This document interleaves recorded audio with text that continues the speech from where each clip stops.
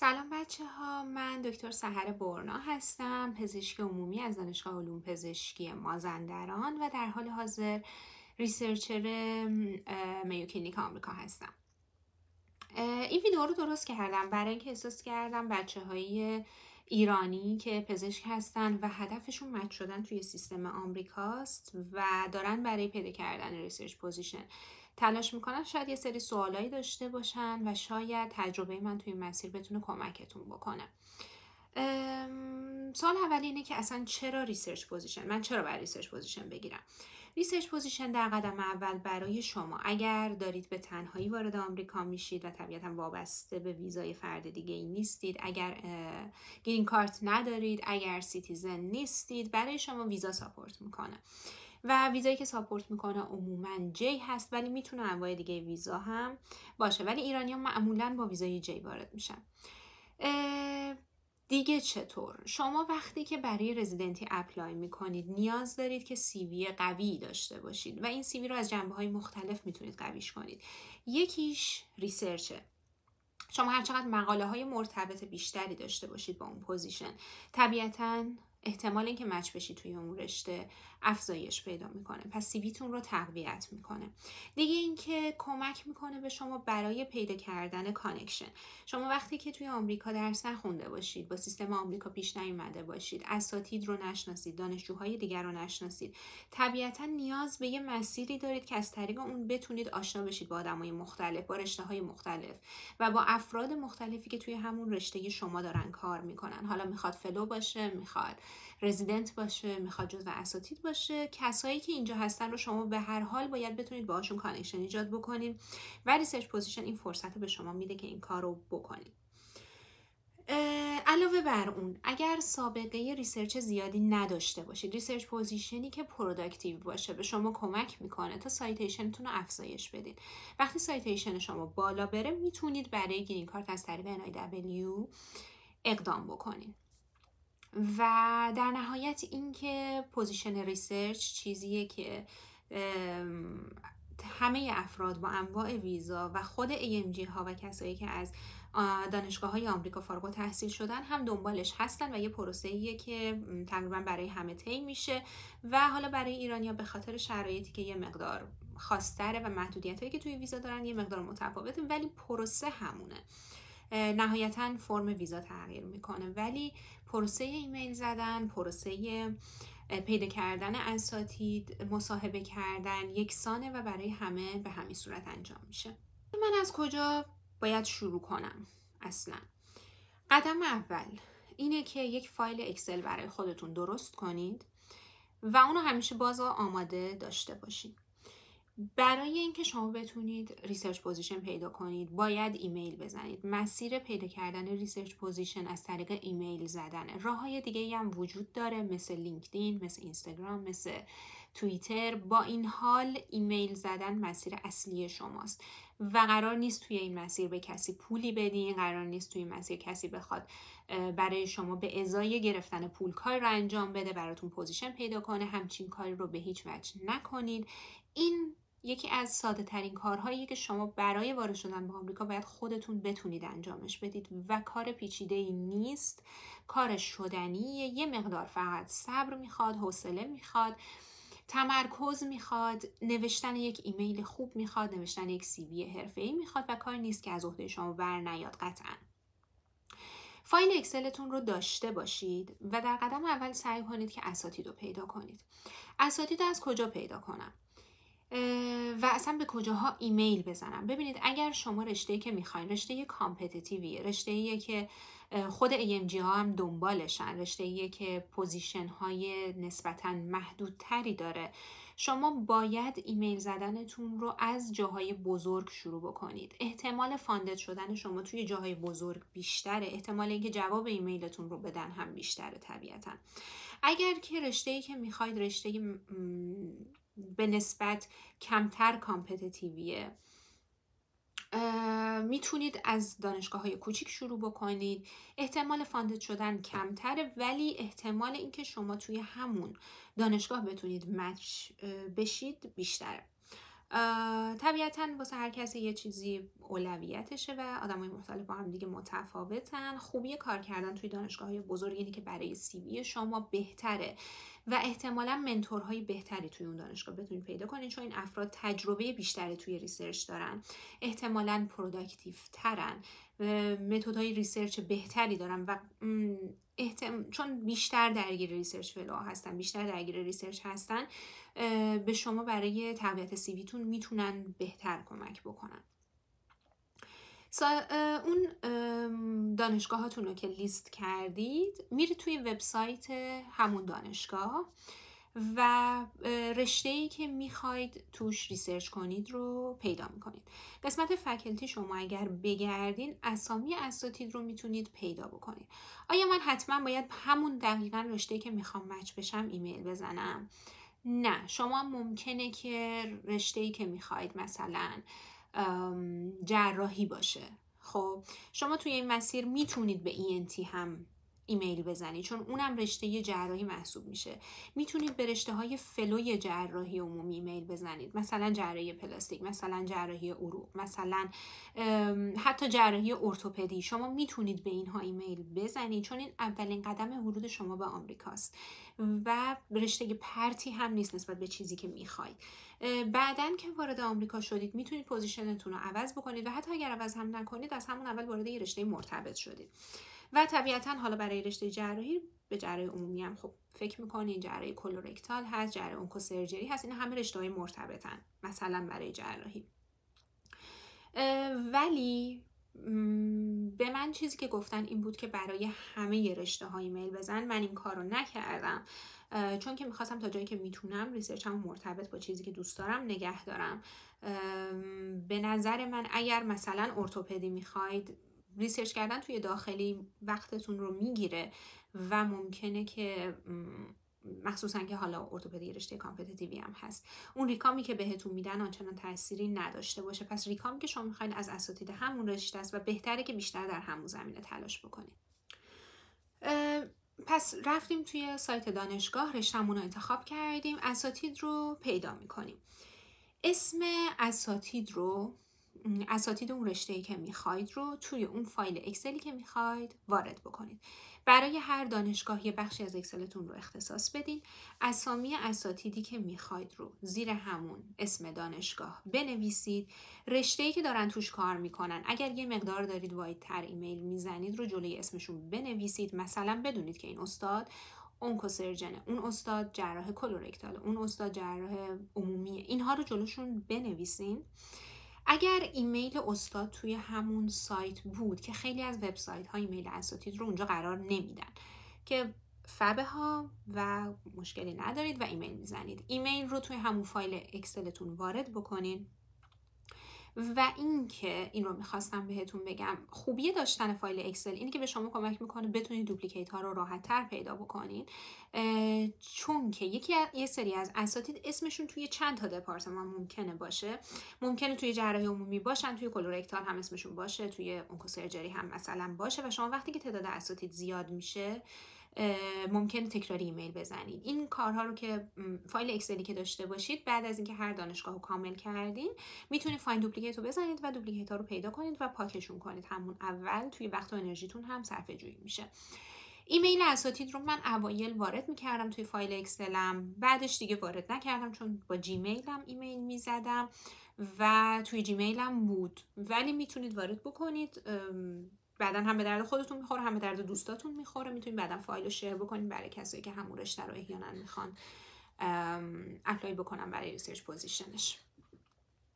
اگر که حالا که اسم اساتید رو وارد کردیم و ایمیلشون هم توی سایت نبود، چی کار کنیم؟ یه راه ساده گوگل کردن اسمشونه. شما اسمشونه که گوگل میکنید، مثلا ایمیل اسم استاد، احتمالش هست که ایمیل استاد همون اول براتون بالا بیاد بدون اینکه لازم باشه برید توی مقالات استاد بگردید، بدون اینکه لازم باشه برید توی سایت خاصی بگردید. احتمال اینکه پیدا کنید هست و من خیلی از اساتید و ایمیلشون رو اینجوری پیدا کردم. اگر گوگل کردید و به نتیجه نرسیدید یا به نتیجه رسیدید ولی ایمیل استاد قدیمی بود، یه سری از ایمیل هایی که توی اینترنت هست قدیمیه، شما ایمیل میزنید بعد توی پوشه اسپمتون برگشت میخوره وقتی که ایمیل دارید میزنید اینم حتما حواستون باشه، پوش اسپمتون رو چک بکنید. ایمیل هایی که برگشت میخوره رو بدونید که برگشت خورده، الکی منتظر جواب استادی نباشید که اصلا ایمیل رو دریافت نکرده. شما اومدید گوگل کردید بازم پیداش نکردید ایمیل رو، چیکار میکنید؟ میرید توی پابمد اسم استاد رو سرچ میکنید. توی پابمد حواستون باشه احتمالش هست که استادی که پیدا میکنید هم اسم خودش اساتید دیگه‌ای باشن. اینو یه مقدار توجه کنید. مثلا شما دارید میدونید که طرفتون مثلا جراح، ایمیل اون مقالاتی که اومده مقالای نورولوژیه، خب میفهمید این استاد احتمال زیاد استاد شما نیست. اینو یه چکی بکنید و حواستون باشه. میاد نگاه میکنید مقالات استادو که پیدا کردین، میبینید که استادتون توی کدوم یکی از این مقالات کوریسپانده. معمولا کوریسپاند ها اسم آخر هستن، ممکنه که اسم اول هم باشه و یه سری از مقالات ایمیل تمام نویسندگان رو می نویسن توی همون فایل. احتمالش کمه، ولی اگر دیدید که چندین مقاله رو دارید بالا پایین میکنید، استاد شما هم توش هست ولی ایمیلی از استاد پیدا نمی کنید، بهتر اون استاد رو دیگه در نظر نگیرید. استادی که ایمیلش انقدر به سختی بخواد پیدا بشه و یا پیدا نشه، معمولا کسیه که لب نداره، نمیخواد یعنی شما ایمیلش رو پیدا بکنید به احتمال زیاد. در نتیجه معمولا این اساتید رو خیلی روشون وقت نذارید. وقتی که استاد رو پیدا میکنید، هم توی گوگل اسکالر میتونید سرچ بکنید، هم توی پابمد میتونید سرچ بکنید. لیست مقالات استاد رو نگاه کنید، ببینید این استاد چقدر پروداکتیوه. وقتی میبینید استادی از سال 2020 2021 هیچ مقاله‌ای ننوشته، نشون میده که این آدم الان لبش فعال نیست، شاید مشغول یه کار دیگه، یا شاید اصلا وارد سیستم پرایوت شده. در نتیجه حواستون به این چیزا باشه. استادی که خیلی پروداکتیو نیست لزوما به معنای بد بودن استاد نیست. ممکنه استاد لب داره ولی داره بیسیک ساینس کار میکنه و این بیسیک ساینس کار کردن باعث میشه هر مقالهش هر 2 سال یک بار بیرون بیاد. استادی که کار کلینیکال نمیکنه، کار بالینی نمیکنه، معمولا مقالات زیادی هم در طول سال تولید نمیکنه. پس ببینید آیا اسم اون استاد براتون مهمه؟ این استاد کسیه که حرفش خیلی برو داره، استاد قدیمیه، پروفسوره، یا اینکه براتون مهمه که استاد پروداکتیو باشه؟ معمولا استادی که پروداکتیو استاد جوانتریه، داره پروداکتیو در واقع میشه و بیشتر مقاله تولید میکنه که بتونه پروفسور بشه. در نتیجه یه حالت بالانسی داره اینجا. این از این. حالا شما اومدید و ایمیل استاد رو پیدا کردید. اینو میتونم بهتون بگم اگر دنبال پیدا کردن اساتید هاروارد هستید، نه تنها اساتید، حتی ریسرچ فلوهای هاروارد رو هم توی سایت catalyst.harvard.edu میتونید پیدا بکنید. catalyst CATALYST. این سایت خیلی کمک میکنه برای بچه هایی که دنبال پوزیشن هاروارد هستن، چون تمام بیمارستان های هاروارد رو در بر میگیره. اسم اساتید رو داره، مقالاتی که چاپ کردن رو داره، ایمیلشون هست، حتی برای شما مینویسه که این استاد زمینه ریسرچش چیه و به چی علاقه داره و این مدت بیشتر روی چی کار کرده. یه سری محدودیت هایی رو هم داره، مثلا ممکنه که همچنان اسم اساتید مشابه باشه و مقالات کس دیگه ای بیاد. این رو حتما چک بکنین توی مقالات استاد که مطمئن بشید مرتبط باهاش. ایمیل ها گاهی قدیمیه ولی معمولا ایمیل قدیمی توش نیست و معمولا قابل اعتماد تره ایمیل هاشون از چیزی که شما توی گوگل پیدا میکنید. این از این. برای بقیه دانشگاه ها من همچین سایت فوق‌العاده‌ای نتونستم پیدا کنم و در نتیجه ایمیلی که من خودم زدم از طریق پیدا کردن اساتید توی از طریق مقالاتشون بود یا از طریق وبسایت خود دانشگاه بود. راه حل دیگه اینم بگم موقع ایمیل زدن، حالا من بهتون میگم که ایمیلتون رو چطوری بنویسین، متن خود ایمیل چطور باشه، CV رو چطوری بنویسید بهتره. ولی ایمیلی که میزنید ریمایندر بعد از 1 هفته رو یادتون نره تا 2 بار 3 بار ریمایندر بزنید. اگر جواب نگرفتید به احتمال زیاد پوزیشنی وجود نداره و اینکه اگر جواب و خیلی مواقع معمولا ریمایندری که میزنید جوابشون منفیه، ولی خب من دیدم که بچه‌ها با ریمایندر هم پوزیشن گرفتن، پس ناامید نشید. و اینکه حتما وقتی جواب منفی میگیرید از استاد تشکر کنید بابت وقتی که گذاشته، بابت اینکه سیویتون رو خونده و بابت اینکه جوابتون رو داده، چون میتونست اصلا جوابتون رو نده. حتما ازشون تشکر کنید و بهشون بگید که ممنون میشم اگر سیوی من تو پروژه های آیندهتون و هر موقع که فلان نیاز داشتید در نظر داشته باشین و این خیلی تاثیر مثبتی روی استاد میذاره و دفعه بعدی شاید شما دوباره بخواید به این استاد ایمیل بزنید و کارتون حتی بهش گیر بیفته، این آدم میبینی که شما قبلا بهش ایمیل زدید و رفتار خوبی داشتید، رفتار مؤدبانه داشتید و براشون این خیلی مهمه. دیگه این که توی فایل اکسلتون جوابی که استاد میده رو من خودم به صورت رنگی وارد میکردم. استادی که بهم جواب مثبت داده بود اسمش رو سبز میکردم. خیلی از اساتید بودن که اوتو ریپلای داشتن، مثلا مسافرت بود و میگفت که مثلا من تا 2 هفته جواب ایمیل نمیدم، من اینو وارد میکردم حواسم باشه این استاد مثلا مسافرت بوده و این موقع برمیگرده و من بعد از 2 هفته دوباره بهش ایمیل بدم. استادی که ردم کرده رو قرمز میکردم، مثلا بر اساس جوابهای مختلفشون چیزای مختلف رو توی اکسلم می نوشتم. مثلا این استاد جواب داده گفته فان ندارم، این استاد گفته که مثلا به یه هفته دیگه خبر میدم. این باعث میشه که شما یه شیت جلوتون باشه و حواستون باشه که چه اتفاقی داره میفته و همه چی رو زیر دستتون داشته باشید. من خودم چقدر ایمیل زدم؟ من خودم 2 هفته ایمیل زدم و پوزیشنی که باهاش اومدم اولین مصاحبه‌ای بود که گرفتم، اولین مصاحبه بود که انجام دادم، اولین مصاحبه نبود که گرفتم. 5 تا مصاحبه گرفتم ولی این اولین مصاحبه بود که انجام دادم و دقیقا همون رشته بود که میخواستم. گروهی بود که دوستش داشتم، استادش رو دوست داشتم، همه چیش اوکی بود و من اومدم و برام مسئله ای نبود حقیقتش. بعد از اینکه من مصاحبه کردم گفتن که بهت اطلاع میدیم و من تا زمانی که اطلاع بدم باز هم ادامه دادم به ایمیل زدنم و مصاحبه هامو همچنان انجام میدادم، ولی هیچ کدومو تا مرحله گرفتن DS پیش نبردم، چون میدونم که گرفتن DS هزینه داره برای استاد، باید وقت بذاره، در واقع قول دادن به استاد برای اینکه من میخوام عضو گروهش بشم و خب این کار درست نیست طبیعتاً، ولی همچنان تا حدود 1 ماه من مصاحبه هامو انجام میدادم.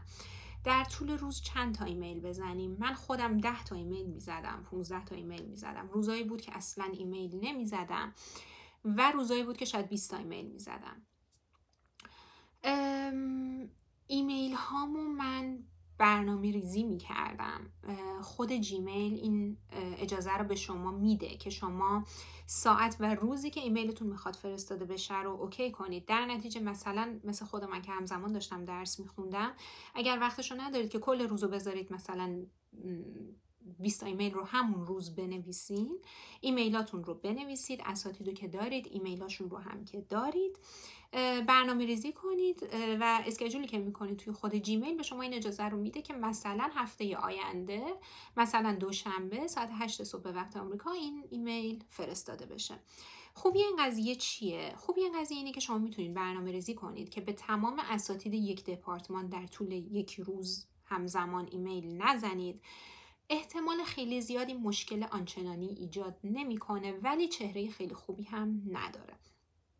بهتره که کاری که خود من میکردم این بود که مثلا به جراحای فلان و فلان دانشگاه ایمیل میزدم، بعدش مثلا به رشته های حالا یه مقدار نزدیکتر توی مثلا یه دپارتمان دیگه از همون دانشگاه هم مثلا ایمیل میزدم، باز هفته آینده این مسیر رو ادامه میدادم و یه مقدار حالت چرخشی داشت و اینجوری نبود که 1 روز به تمام اساتید یک دپارتمان از یک دانشگاه بخوام ایمیل بزنم.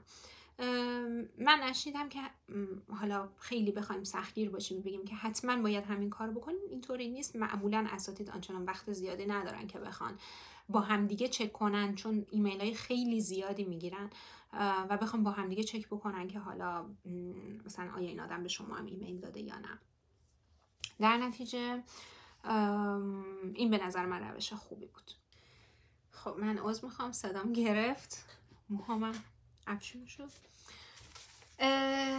خب تا اینجا گفتم که بهتره که شما چطوری ایمیل های اساتید رو پیدا کنید.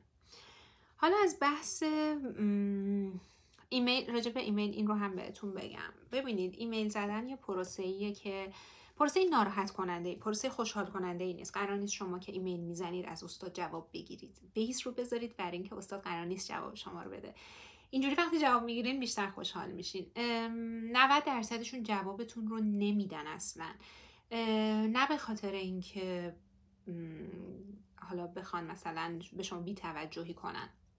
خیلی هاشون نداشتن پوزیشن رو اینجوری نشون میدن، یعنی معمولا جواب نمیدن یعنی پوزیشن ندارن. و خیلی ها هم گم میکنن ایمیل شما رو بین ایمیلاشون. در نتیجه چیزی که شما میتونید با ریمایندر زدن یه مقدار احتمالش رو پایین بیارید.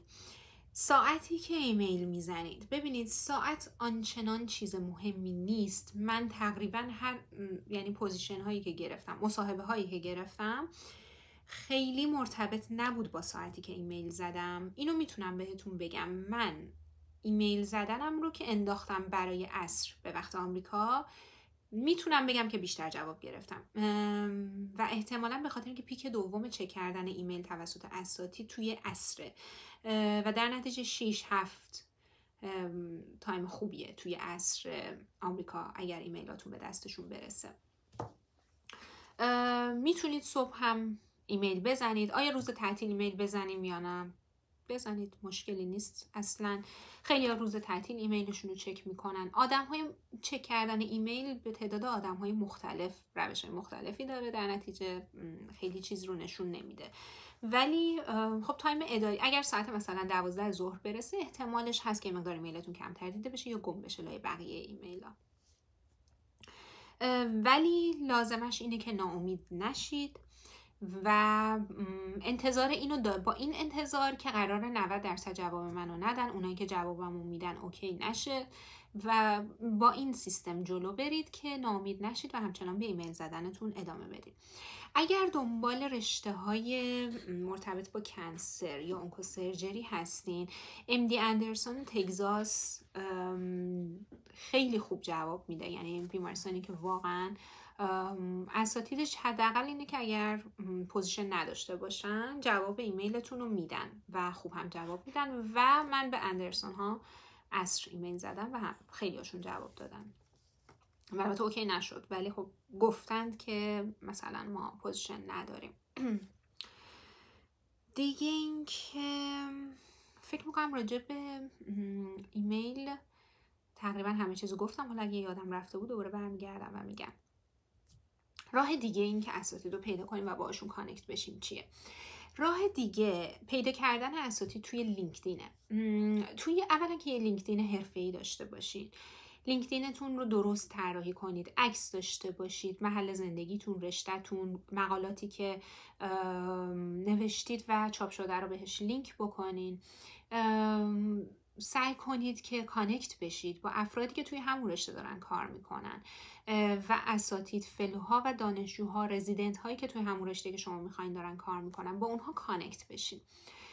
در مرحله بعد اینکه پست بذارید، کار نشون بدید که علاقه‌مند هستید به اون رشته و نشون بدید که پیگیر هستین، پیگیر ریسرچ توی اون رشته هستین، چون لینکدین خب در واقع محلیه برای کار و نشون دادن ریسرچ شما و نشون دادن علاقه شما تو زمینه حرفه‌ای کارتون. در نتیجه فعال باشید، لایک کنید، صحبت کنید زیر پست ها و خودتون رو نشون بدید توی لینکدین.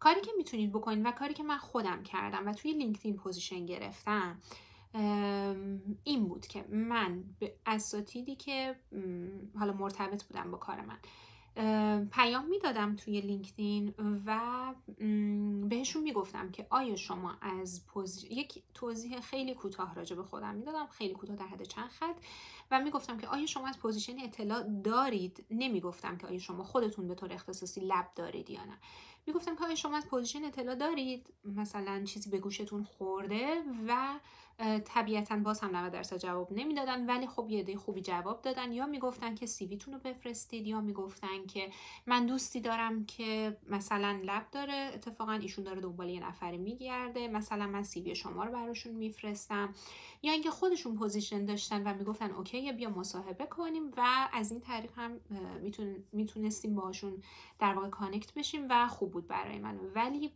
همچنان توصیه من انرژی گذاشتن شما برای ایمیل زدن پروداکتیو تره، بیشتر جواب میگیرید، حرفه‌ای تره و احتمالی که به هدفتون برسید بیشتره. مرحله بعدی توییتره. اگر توی توییتر فعال هستید، یه اکانت انگلیسی زبان داشته باشین مرتبط با چیزی که دوست دارید، چون توییتر اینجا یه حالت حرفه‌ای تری داره و به اندازه ایران خیلی تفریحی نیست، یعنی شما میتونید از توییتر هم استفاده بکنید برای اینکه کانکت بشید. من از توییتر برای کانکشن استفاده نکردم، با اینکه اکانت توییتر دارم، ولی کاری که بچه‌ها میکنن و چون احتمال کانکشن خارج از اون فضای رسمی وجود داره، میتونه یه فضای دوستانه تری باشه برای اینکه شما بتونید کانکشن پیدا بکنید. دیگه این که اینجا رو نگاه بکنم و بهتون بگم، این مسیرهایی بود که به نظر من مسیرهای منطقی و معقولیه که شما میتونید از طریقش پوزیشن پیدا بکنین. و بازم ازتون خواهش میکنم پول به مؤسسه، فرد، کسی که خودش رو رزیدنت معرفی میکنه، کسی که از شما بعضی وقت استاده و از شما میخواد پول بگیره، ندید لطفاً. پوزیشن باید در اصل فاندد باشه و حالا شما ممکنه که نان فاند برید و بعد این مدت فاندد بشید، ولی اینکه بخواید پولی هم بدید برای اینکه بتون ریسرچ بکنید واقعا اصلا دور از ذهنه و خواهشاً این کار رو نکنید. این پول خیلی زیادیه، پولی که از شما میخوان $1000، $2000، $5000 پول وحشتناکیه و اینجا خرج 5 ماه شاید کرای خونتون باشه. در نتیجه به هیچ وجه این کار رو نکنین، به خودتون اعتماد داشته باشین و نترسید از این پروسه. اینو میتونم بهتون بگم، خیلی از ماها توی ایران پروسه اینترویوی رسمی نداریم و اصلا اینترویو نکردیم. من اولین اینترویویی که کردم برای پوزیشنم و همین پوزیشنی که باهاش اومدم اولین اینترویوی عمرم بود، یعنی تا اون لحظه کسی ننشسته بود جلوی من اصلا بخواد به صورت رسمی با من اینترویو کنه و هر کدوم از اینترویوهایی که ما داریم و حالا برای مثلا کلینیکی بخوایم بریم یا کاری بکنیم، هیچ کدوم اینطور رسمی نیستن که با اساتید بخوان انجام بشن، حداقل توی سن ما. در نتیجه نترسید، خیلی‌ها تونستن این کارو بکنن و شما هم قطعا میتونید. خب حالا اینکه من ایمیلمو چطوری بنویسم، سی ویمو چطور ببینید سی وی رو چطوری بنویسید. فرمتی، من خیلی فرمت ها رو امتحان کردم، خیلی از سی وی هایی که فرستادم سی وی های خیلی طولانی تری بود. رشته که من خودم میخواستم چون رشته جراحی مرتبط با جراحی بود به این نتیجه رسیدم و نتیجه درستی هم هست که اساتید مخصوصا جراحی حوصله ندارن بشینن چندین صفحه سی وی شما رو بخونن. سی وی درست سی ویه که همه چیز رو توش داشته باشه. خب یعنی تمام کارهایی که شما کردین، از کارهای والنتیری که کردین، تمام مقالاتی که چاپ کردید، تمام نقشهایی که داشتی، کارهایی که کردید، این درستش اینه. ولی برای پیدا کردن ریسرچ پوزیشن تجربه من اینجوری بود که هر چقدر چون من کارهای والنتیر خودم رو ننوشتم، همه جاهایی که کار کرده بودم به عنوان پزشک رو ننوشتم و بیشتر فوکوسم روی ریسرچم بود توی سی وی و از این جواب بهتری گرفتم. ممکنه کسایی باشن که از فرم دیگه سی وی جواب بهتری گرفته باشن و این رو هم بهتون بگم که سی وی با رزومه متفاوت. رزومه در 1 صفحه است، خیلی کوتاهه و قراره فرد با دیدن اون سریع متوجه بشه شما چی کار کردید. سی وی که می نویسید نه به کوتاهی رزومه باشه، نه به بلندی تمام کارهایی که کردید، مگه اینکه مقالاتی باشه که نوشتید و کارهای مرتبط با ریسرچتون باشه. نظر من اینه، ولی خب نظر آدمای ممکنه نظر آدمای مختلف متفاوت باشه. فرمتی که می نویسید فرمت هاروارد باشه. توی گوگل سرچ کنید فرمت هاروارد، حالا من پیداش بکنم اتچ میکنم به همین ویدیو و پایین براتون میذارم. فرمت هاروارد هیچ چیز خاصی در واقع نداره، یه سری هدلاین فقط داره. اون هدرها رو که می نویسید و یه خط زیرش کشیده دقیقاً که اون خط هم باز دست خودتونه و کلاً شاید 5-6 قسمت داشته باشه و فرم ساده، بدون رنگ، بدون چیزای عجیب و غریب، خیلی ساده، فقط تایپ شده و مرتب و حتما با فرمت PDF سیوش میکنید و این چیزی که شما باید بفرستید برای اساتید. متن خود ایمیل چطور باشه؟ من متن ایمیلی که من خودم نوشتم، اول اسممو نوشتم subject seeking research position، این چیزی بود که من نوشتم. شما میتونید چیزای دیگه مختلف بنویسید ولی من از seeking research position جواب گرفتم. نشون میداد که من دارم دنبال چی میکردم و طبیعتا کسی رو گیج نمیکرد و استاد سریع میرفت سر اصل مطلب. اگه میخواست اصلا ایمیل منو میتونست باز کنه.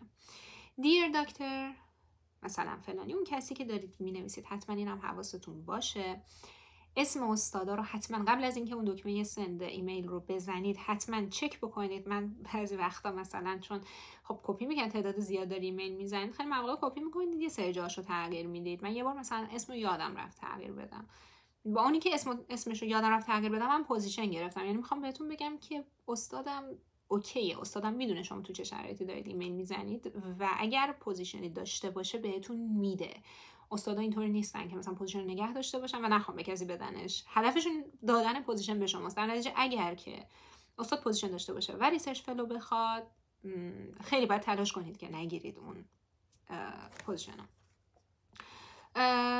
I hope this email finds you well. I am اسمتون رو می نویسید و بعدش می نویسید که از کدوم دانشگاه فارغ التحصیل شدید و در نهایت کشور رو هم اضافه می کنید، چون این تعیین کننده اینه که خیلی مواقع جواب ایمیلتون رو بدن یا نه برای مسائل ویزا و اینا. و اینکه میگید که من دارم این ایمیل رو براتون میفرستم راجع به پیدا کردن ریسرچ پوزیشن. این از این، یعنی استاد میاد خط اول رو میخونه، یه شمای کلی از شما داره، پیش زمینتون رو فهمیده و متوجه شده که الان شما برای چی اصلا دارید این ایمیل رو براش میفرستید. بعد از اون مینویسید I mastered چیزهایی که شما توی ریسرچ بلدید. اگر کار آزمایشگاهی بلدید، اگر خود سرچ کردن رو بلدید، اگر بلدید چطوری مقاله بنویسید، اگر متدولوژی ها رو بلدید، هر چیزی که بلدید و مرتبط با ریسرچ و توانایی شما رو تو زمینه ریسرچ نشون میده اینجا بنویسید. بعد مینویسید اگر مقالاتی که دارید بعدش مینویسید مثلا من اینها رو بلدم و مثلا درباره خود من نوشتم که همین باعث شد که من چندین مقاله در زمینه مثلا فلان داشته باشم.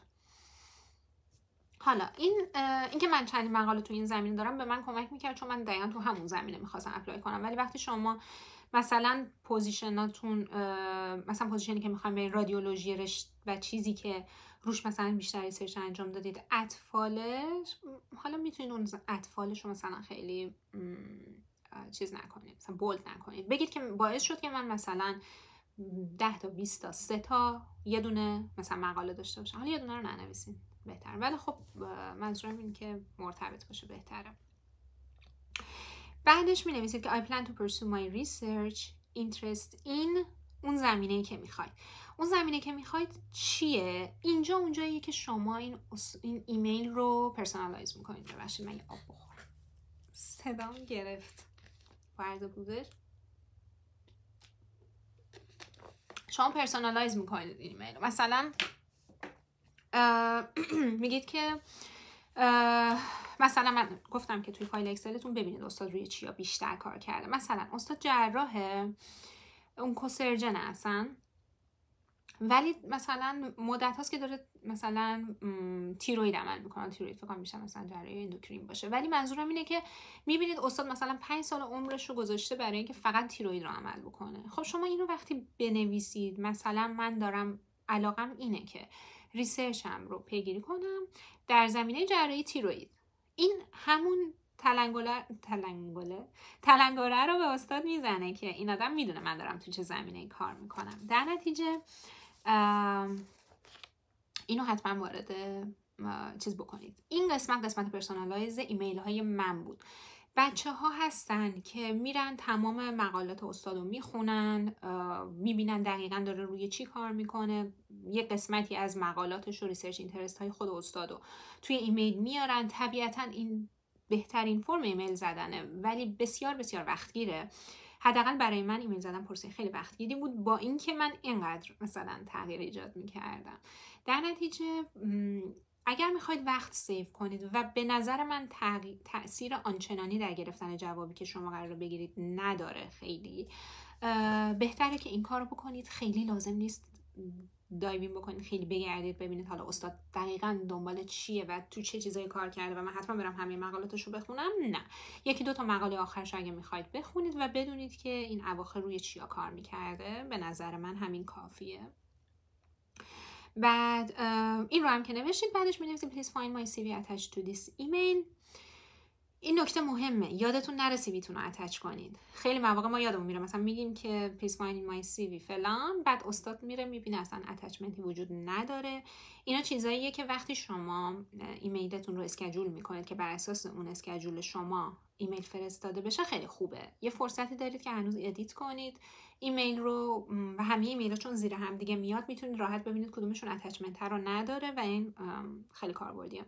ولی حتما یادتون باشه که سیویتون رو اتچ بکنید. خب اینو بگم بهتون، اگر تعداد خیلی زیادی ایمیل زدید، خیلی زیاد یعنی چی؟ یعنی که من الان مثلا چند هفته است که دارم ایمیل میزنم، هیچ جوابی نمیگیرم، هیچ استادی به من جواب نمیده، هیچ کس بهم نمیگه آقا مثلا بیا با هم مثلا صحبت بکنیم، آقا اصلا من پوزیشن دارم ندارم. چند هفته گذشته، یک ماه گذشته، من جوابی نمیگیرم. لطفاً به سیویتون نگاه کنید و به متن ایمیلتون نگاه کنید. احتمالاً یه کاری رو دارید اشتباه انجام میدید، چون تا این مدت دیگه باید حداقل یک جواب به نظر من میگرفتین. و الان که فوریه است زمان خیلی خوبیه برای ایمیل زدن، چون مارچ جواب مچ ها میاد. اساتید معمولا الان میدونن که قراره مچ بشه، بچه‌هایی که فلو هستن میدونن که قراره برن یا مچ بشن یا پوزیشنشون رو عوض بکنن. در نتیجه الان تایم خیلی خوبیه، الان یه فرصی بذارید به نظر من ایمیل بزنید. این رو هم فراموش کردم بهتون بگم، بعد از اینکه اون قسمتی که گفتید که حالا من این سابقه ریسرچ رو دارم و این کارا رو کردم، اگر استپ USMLE که دادید حتما بنویسید. یه سری از اساتید اگر ببینن شما استپ USMLE ندادید اصلا باز نمیکنن ایمیلتون رو. براشون مهمه که شما استپاتون رو داده باشین و در نتیجه بیاید اینجا و فقط ریسرچ بکنید. یعنی استاد خوشش نمیاد که شما آف بگیرید یا کارتون رو بخواید طول بدید به خاطر اینکه قراره همزمان درس هم بخونید. اگر استپی رو دادید حتما این کارو بکنید تا جوابایی که میگیرید بیشتره. اگر توی سیویتون هم این رو نوشتید، توی خود متن ایمیل اصلیتون هم بنویسید و برای من خیلی بیشتر جواب داد و من به محض اینکه من توی سیویم نوشته بودم ولی بعد از اینکه وارد ایمیل اصلیم کردم خیلی جوابای بیشتری گرفتم. هر استپی که دادید 1 2 حتما وارد بکنید. دیگه این که راجع به ایمیل فکر میکنم همه چیز رو گفتم. توی خود متن ایمیلی که دارید مینویسید لطفاً زیاد از خودتون تعریف نکنید که من خیلی فوق‌العاده‌ام، من خیلی بلدم، من همه کارم. یکی از بچه‌ها بود که متن ایمیلش این بود، یک جوری بود متن ایمیلش که احساس میکرد که مثلا استاد باید ازش تشکر کنه بابت اینکه مثلا بهش ایمیل زده. یعنی اینطوری بود که باعث افتخار شماست که من با شما قراره کار کنم. این کارو نکنید لطفاً، چون ایمیلتون همون اول اوت میشه. حامل باشید، به قولی یه مقدار خاکی تر باشید، کاری رو بگید کردید که واقعا کردید. بچه‌ها یه سری چیزایی که توی سیویشون مینویسن، توی ایمیلشون مینویسن دروغه. من دروغی ننوشتم و یه سری از کارهایی که کرده بودم هم ننوشتم که اینم اشتباهه. من اونا رو ننوشتم چون اعتماد به نفسشو نداشتم، چون فکر کردم که مثلا این کاری که من کردم شاید من اونقدر توش پرفکت نباشم و استاد شاید فکر کنه که با گفتن این شاید استاد فکر کنه که من توش پرفکتم و یه انتظار دیگه ازم داشته باشه.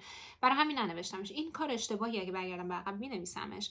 ولی دروغ ننویسید لطفاً، چون اینجا براشون مهم نیست شما چند تا سرتیفیکیت دارید، براشون مهم نیست شما تا یه حدی فقط براشون مهم، در حدی که سیویتون رو باز کنن که مثلا شما کار ریسرچ کردید یا نه. مهم اینه که وقتی میایید اینجا بتونید ریسرچ کنید، بتونید اون کاری که میگید رو انجام بدید. براشون مهم نیست که شما سابقتون چیه. و اگر بیاید اینجا و بگید من یه کار رو بلدم و بلد نباشید، خیلی اوضاع بد میشه. در نتیجه تمرکزتون رو بذارید روی کاری که بلدین و رو اون فوکوس کنید. خیلی از خودتون لطفاً تعریف نکنید، هامبل باشید و فلان. دیگه اینکه ایمیلی که میزنید، اینم گفتم که مرتبط باشه با همون رشته‌ای که میخواین. به من گفتن همه رشته ها رو ایمیل بزن یا اینجا عوضش میکنی. من این کارو نکردم، دوست نداشتم. به نظرم هدر دادن فرصت بود، ولی شاید اگر ایمیل زدنم بیشتر طول میکشید و شاید اگر جواب نمیگرفتم شاید این کارو میکردم. من چون زود جواب گرفتم دیگه این کارو نکردم. دیگه اینکه از کی ایمیل زدن رو شروع بکنیم. ببینید پروسه اومدن باید یه سری چیزا رو مد نظر داشته باشید. یه سری دانشگاه‌ها DS شما رو دیر صادر میکنن، یعنی ممکنه 3 ماه فقط خود دانشگاه طول بکشه که DS بده به شما. علاوه بر اون شما باید وقت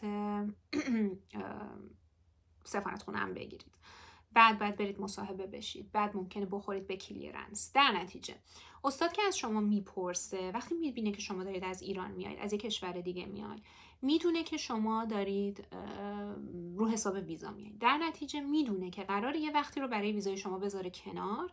باهاش رو راست باشید، بهش بگید که شما کی من رو لازم دارید. اگر گذاشت به عهده خودتون که خودتون بهش بگید، بذاریدش رو حساب 6 ماه منطقیه، ولی براشون توضیح بدید و بگید که بستگی داره که DS من کی صادر بشه. میتونید ازشون بپرسید بعد از مصاحبهتون که مثلا شما فکر کنید مثلا پروسه DS چقدر طول میکشه، یا اگر شما رو کانکت کرد به HR، خب طبعا از HR میپرسید، ولی قبل از اون خب تنها منبع اطلاعاتتون استاده. بعد بهش بگید که ممکنه مثلا پروسه ویزای من 3 ماه طول بکشه و این یک آمادگی داشته باشید تا 1 سال هم اگر پوزیشن نان فاند باشه تا 1 سال هم براتون میمونن. اگر پوزیشن فاندد باشه ممکنه ددلاین داشته باشن، چون استاد باید اون فاند رو اختصاص بده به یه نفر و ممکنه که نتونه خیلی با شما کنار بیاد، ولی یه آمادگی ذهنی براش ایجاد کنید که یا خیلی منتظر نمونه یا اینکه انتظار نداشته باشه که دیگه شما فرداش اونجا باشید و در واقع بدونه که شرایط ویزای شما به چه صورته. راجع به این هم بگم پوزیشن فاندد و نان فاندد هیچ فرقی با هم دیگه نمیکنه پیدا کردنشون.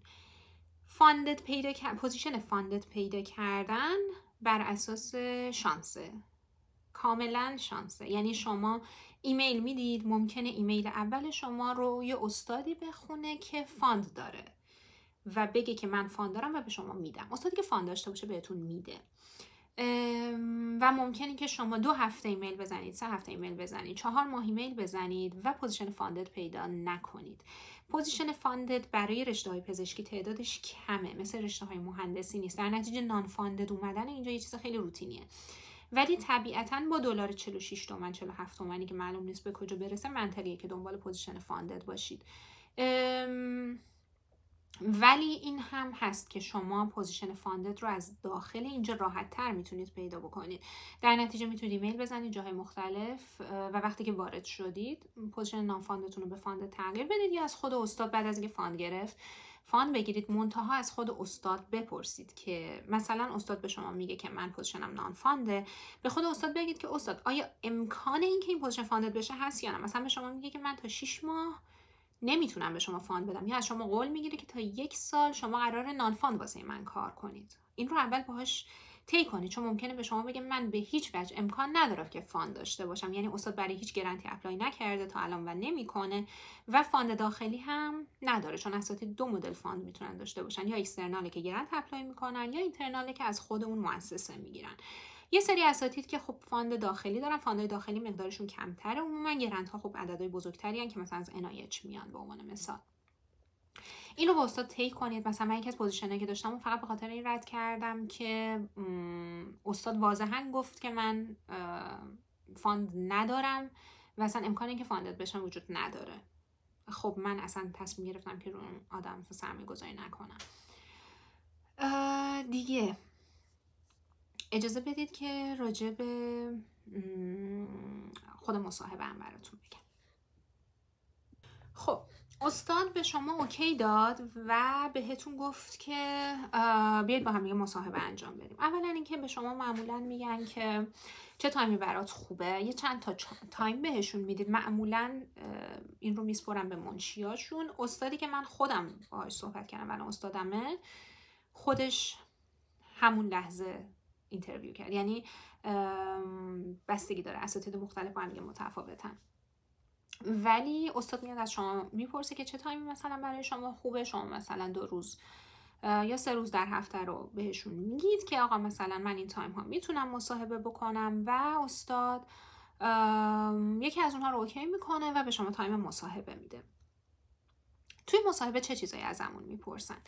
یه چیزی بگم، برای خود من پروسه مصاحبه خیلی استرس آور بود، چون که من مصاحبه‌ای نکرده بودم قبلش حقیقتا، حتی به زبان فارسی. یعنی در واقع من اولین مصاحبه که در کل عمرم کردم به زبان انگلیسی بود و با آمریکا بود. در نتیجه خیلی استرس داشتم. الان میتونم بگم که استرسم کاملا بیهوده بود. راجع به پوزیشن خودم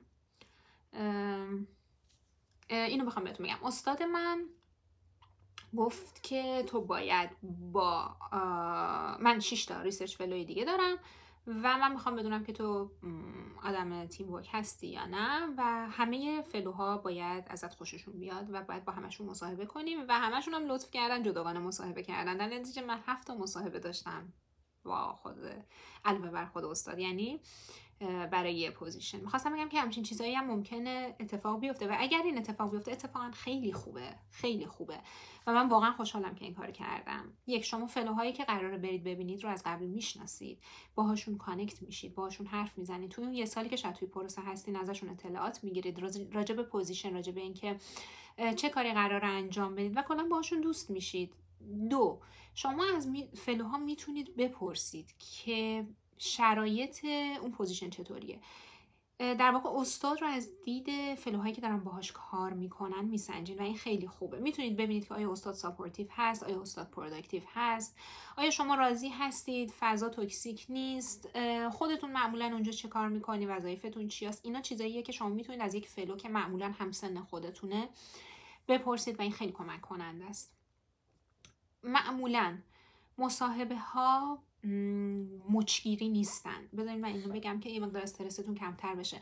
استاد نمیخواد مثلا شما یه مقاله‌ای که نوشتید بره ریز بریز مثلا کار آماری که کردید رو از توش در بیاره، مگه اینکه شما توی سی وی تون نوشته باشید که من مثلا کار SPSS انجام میدم یا کار مثلا کارای آماری کل مقاله رو من خودم انجام میدم. اون موقع ممکنه یه مقدار ریزتر بشه.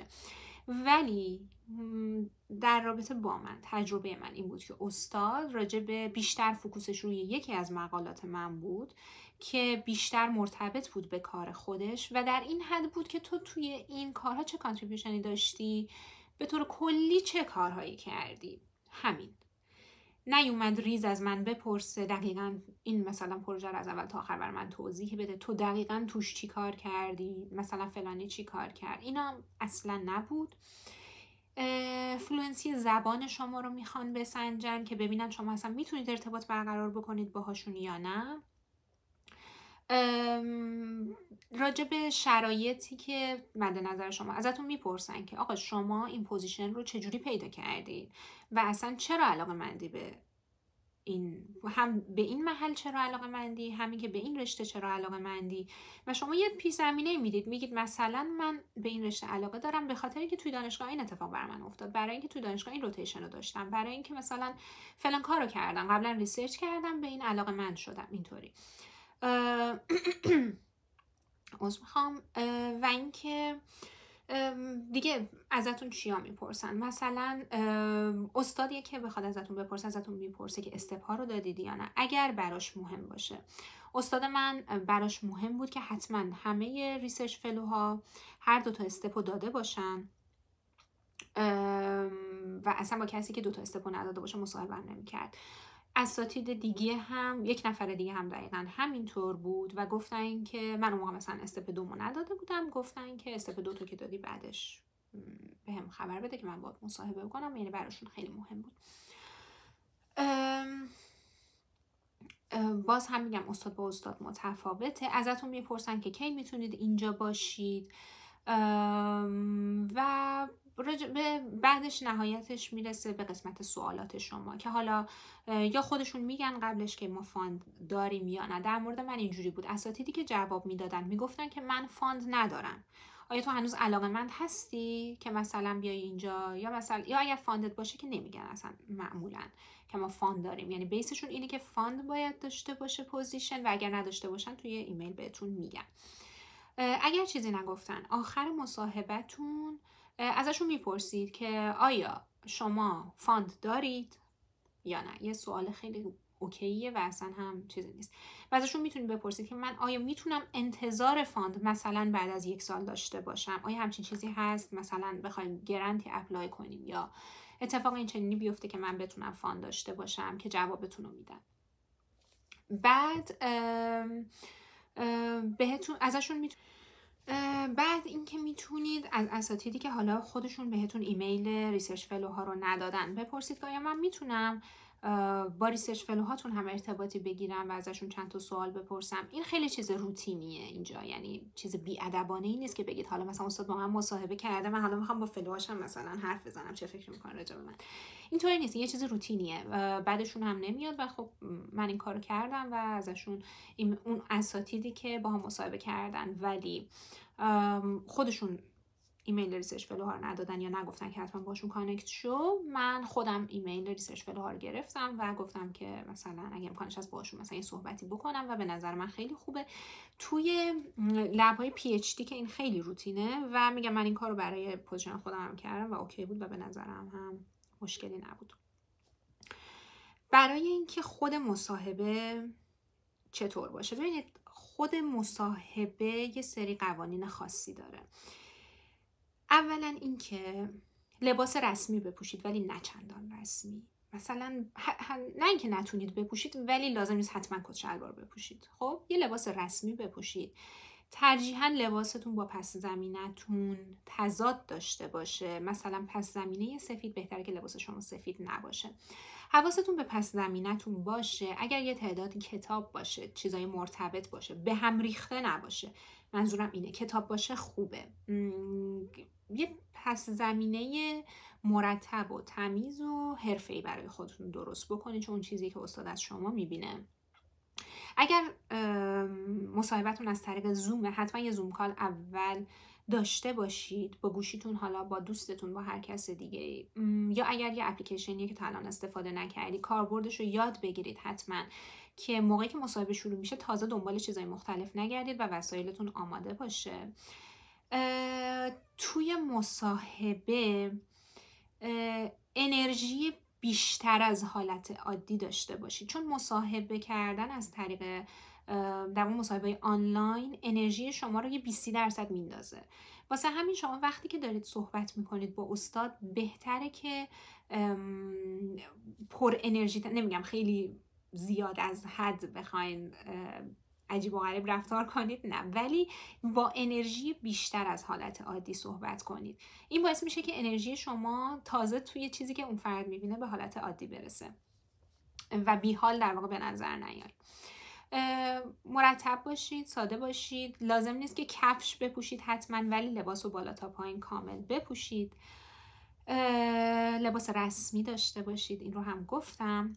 سوالاتتون رو از قبل آماده کرده باشید. حتما یک سری سوال برای پرسیدن داشته باشید. بپرسید که انتظار شما مثلا از من ریسرچر چیه اونجا، کاری که معمولا ریسرچ فلوهای دیگه میکنن چیه، پروژه‌ای که شما الان دارید روش کار میکنید دقیقاً چیه و آیا چیزی هست که من بتونم تا وقتی که نیومدم روش کار کنم، یاد بگیرم و کمک بکنه به پروژه شما. و اینکه خب گفتم درباره که فاند میتونید ازشون بپرسید و اینکه شما چه انتظاری دارید از ریسرچ فلوهاتون و شما فکر میکنید من چه چیزهایی رو اونجا میتونم یاد بگیرم، فکر میکنید چه کمکی به من میکنه این پوزیشن اصلا. و باز استاد به استاد متفاوته. اساتیدی که اصلا تو ذهنشون اینی که شما قراره برای مچ رزیدنتی بریم، مصاحبه هاشون متفاوته، ازتون میپرسن که شما دارین مچ شرکت میکنید یا نه، و اینکه میخوام مطمئن بشن که شما قبل از مچتون چقدر میتونید براشون کار کنید. و معمولا اساتید توجیه هستن که شما ازشون در واقع ریکام لتر میخواین و باید ریکام لتر بگیرید. و یه سری سوالایی هم که میپرسن سوالای شخصی ممکنه باشه، مثلا هابیتون چیه، تفریحاتتون چیه، غیر از مثلا ریسرچ چه کارهای دیگه میکنین، راجع به کارهایی که کردین، کارهای مثلا توی کلینیکی کار کردید، یا مثلا ما که طرح میرفتیم شاید راجع به اون یه چیزی ازتون بپرسن و میگن که مثلا بله درسته من دارم مثلا میبینم که شما توی سی ویتون مثلا فلان کارو بهمان کارو کردین. ممکنه اول از همه توی مصاحبه ازتون بخوان که خودتون رو معرفی کنین و یه توضیح کوچیک راجع به خودتون بدید و این توضیح شما نباید بیشتر از 1 دقیقه بشه، حد اکثر 1 دقیقه.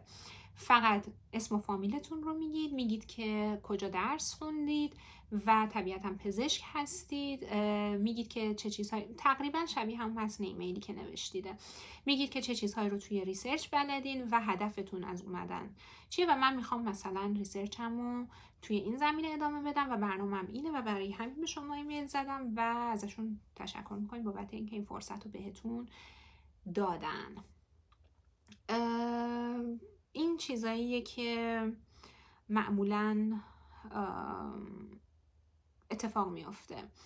ولی اینو میخوام در نهایت بهتون بگم بچه ها، پروسه استرس‌زایی هست، پروسه طولانی میتونه باشه، میتونه نباشه، مقدار زیادی به شانس بستگی داره. کاری که شما از دستتون برمیاد روش فوکوس کنید، اونم ایمیل زدن متداوم دائمی و ایمیل مؤدبانه و یاد گرفتن یه سری توانایی هایی که میتونه به شما کمک بکنه و احتمال گرفتن پوزیشن رو بالا ببره. مثل چی؟ مثل کار لب، مثل نوشتن حتی 1 مقاله. شما وقتی 1 مقاله نوشته باشید ولی واقعا توش درگیر باشید، فقط اسمتون رو نداده باشید که توی مقاله مثلا بنویسن، همون میتونه کمک بکنه که شما با اعتماد به نفس خیلی بیشتری مصاحبه کنید و احتمال گرفتن پوزیشنتون رو بالا میبره. من یه توضیح راجع به سی وی خودم هم بدم. من 9 تا مقاله داشتم که 3 تاش چاپ شده بود و بقیه آندر ریویو بود. میخوام بگم که یک سی وی خیلی فوق العاده و خاصی نداشتم. من قبلا کار ریسرچ کرده بودم، آشنایی داشتم، ولی کسایی هستن که الان دارن با من کار میکنن و از 0 شروع کردن و کسایی هستن که دپارتمان های دیگه دارن کار میکنن و اونها هم از 0 شروع کردن و هیچ مقاله‌ای نداشتن. در نتیجه باید بلد باشید که چطور اون سی وی رو بنویسید و ترجیحاً وارد حداقل نوشتن 1 مقاله بشید که آشنا باشید با پروسه و سیویتون خالی نمونه. ولی باید بتونید خودتون رو مشتاق نشون بدید، مشتاق یادگیری نشون بدید، نشون بدید که میتونید به عنوان یه گروه کار بکنید و آدمی هستین که میشه روتون حساب کرد و حداقل اگه چیزی رو بلد نیستید میرید و یاد میگیرید. این چیزایی بود که به ذهن من رسید. باز هم اگر سوالی هست خوشحال میشم ازم بپرسید، توی کامنت ها بپرسید، من حتما جواب میدم یا یه ویدئوی دیگه راجبش میسازم و امیدوارم که این کمک بکنه به همه بچه‌های ایرانی که دارن وارد این مسیر میشن و خب طبیعتا استرس دارن، آدم از هر چیز ناشناخته استرس میگیره و این کاملا طبیعیه و امیدوارم که همتون موفق باشید و خدا نگهدار.